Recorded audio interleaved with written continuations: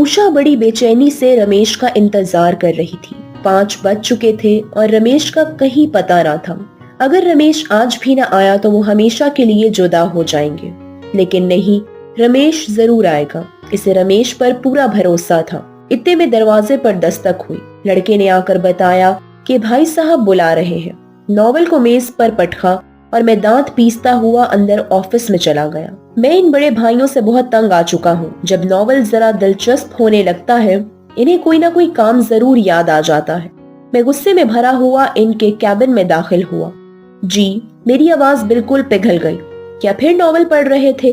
तुम बास थोड़ी आओगे। जल्दी पर तेल डालना कोई भाई साहब से सीखे। यकीनन ये दफ्तर के छोकरे ने शिकायत की होगी।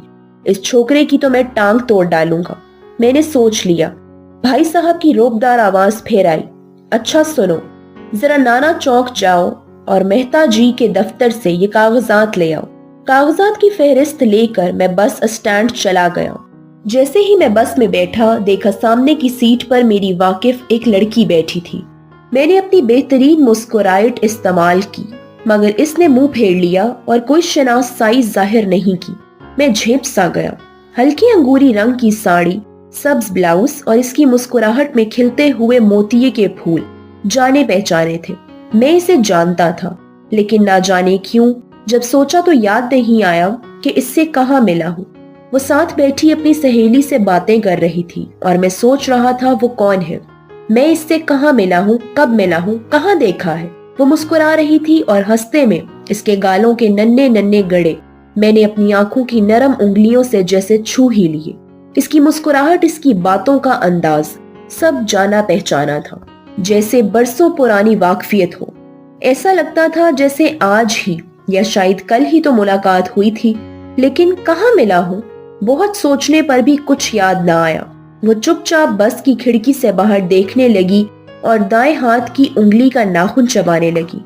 मैं जरूर इसे जानता हूँ। इसकी आदत से मैं बखूबी वाकिफ हूँ। जब भी वो सोचती है, चिंगली का नाखून चबाने लगती थी। मुझे याद आ रहा था इसका नाम।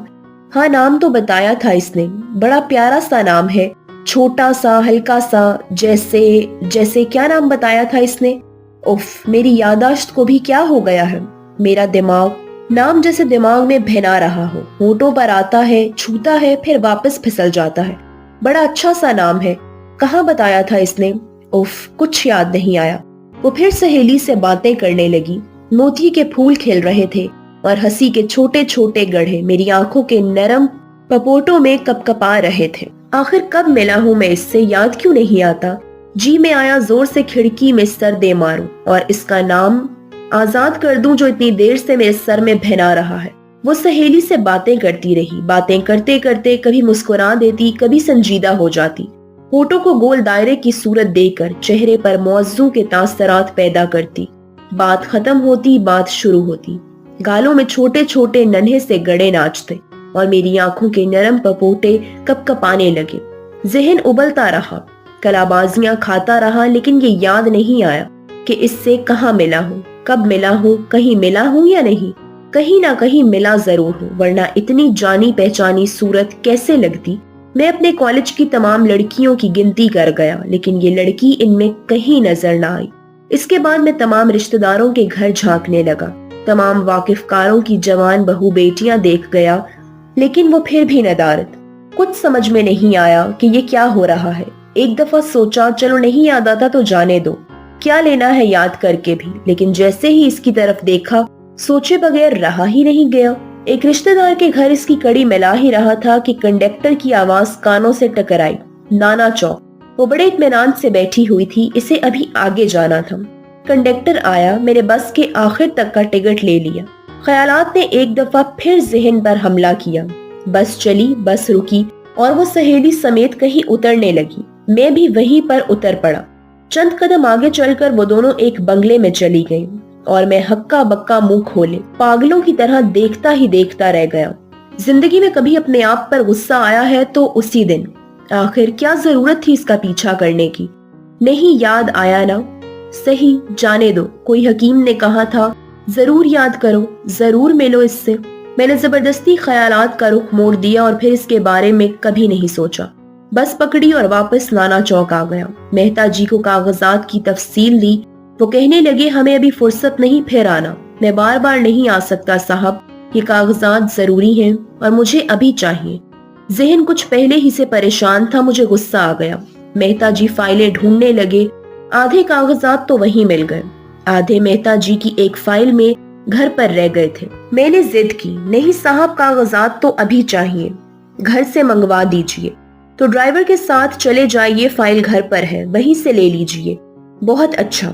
मैं ड्राइवर के साथ मेहता जी के घर चला गया, वहां से फाइल ली, वापस मेहता जी के दफ्तर में आया, अपने कागजात पूरे किए और वापस ऑफिस में आ गया।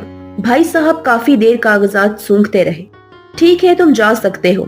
जी, वो टैक्सी का 1.5 रुपया बाहर कैशियर से ले लो। कैशियर से 1.5 के 2.5 ऐठे और वापस अपनी मेज पर बैठ गया। दराज से नॉवल निकाला, पिछला निशान ढूंढा और आगे पढ़ना शुरू कर दिया। लेकिन नहीं, रमेश जरूर आएगा। इसे रमेश पर पूरा भरोसा था। रमेश इतने पर दरवाजे पर दस्तक हुई। उषा भागती हुई दरवाजे पर आ गई, लेकिन इसे धोखा हुआ था। साथ वाला पड़ोसी अपना दरवाजा पीट रहा था। उषा वापस सोफे में आकर धंस गई और सोचते सोचते अपनी चिंगली का नाखून चबाने लगी। अरे हट तेरे की! मैंने जोर से नॉवल को मेज पर पटक दिया। मैंने इस बस वाली लड़की को पहचान लिया। वो तो मेरे अपने ही जहन की तख्लीक थी। मेरे दिमाग में इस हीरोइन का ख्याली तस्वुर था। उषा, वो तो उषा थी, बिल्कुल उषा।